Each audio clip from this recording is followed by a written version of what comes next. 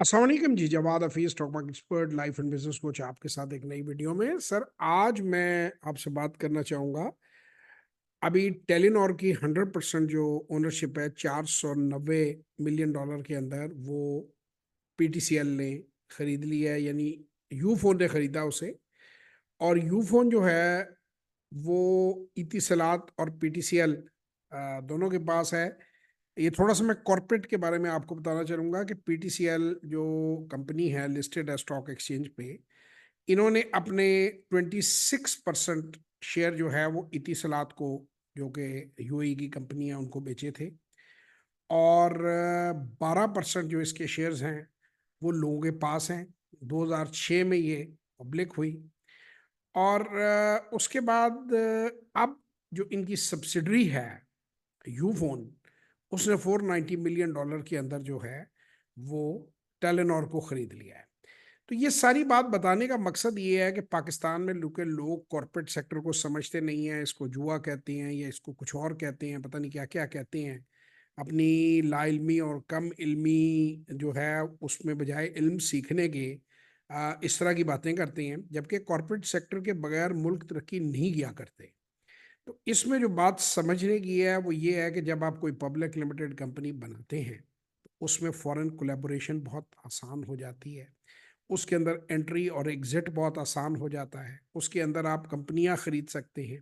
एक कंपनी एक वैसल होती है, जो जैसे कोई इंडिविजुअल होता है वो प्रॉपर्टी बेच सकता है, खरीद सकता है उसको, उसमें और मामलात कर सकता है। लेकिन इंडिविजुअल जो है वो शराकतदारी ऐसे नहीं कर सकता। मसलन एक कंपनी के जितने शेयर होल्डर्स हैं वो सब कलेक्टिवली उसके मालिक होते हैं, और कंट्रोलिंग शेयर जिस बंदे के पास होते हैं वो कंट्रोल करता है। लेकिन अब ये देखें कि 26% शेयर रखते हुए इतिसलात कंट्रोल करती है पीटीसीएल के सारे मामलात, जबकि गवर्नमेंट के पास स्टिल 62% शेयर है और पब्लिक के पास 12% शेयर है। तो ये कॉरपोरेट सेक्टर एक खूबसूरत सेक्टर है जिसको कि लोग नहीं समझते।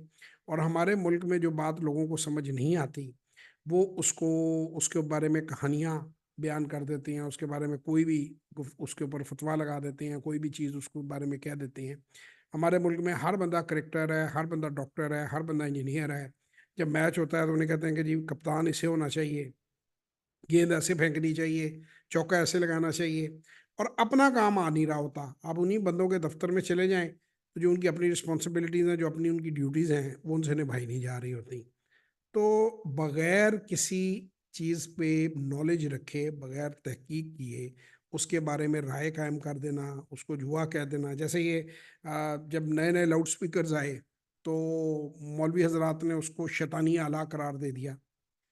हालांकि वो तो सिर्फ आवाज़ तेज करने की एक चीज़ थी।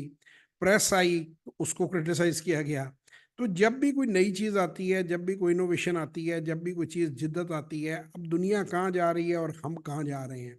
तो जब तक हम कॉरपोरेट सेक्टर को नहीं समझेंगे, पाकिस्तान में कॉरपोरेट सेक्टर को डेवलप नहीं करेंगे, आप कभी भी आगे नहीं जाएंगे। अमेरिका अमेरिका है अपने कॉरपोरेट सेक्टर की वजह से।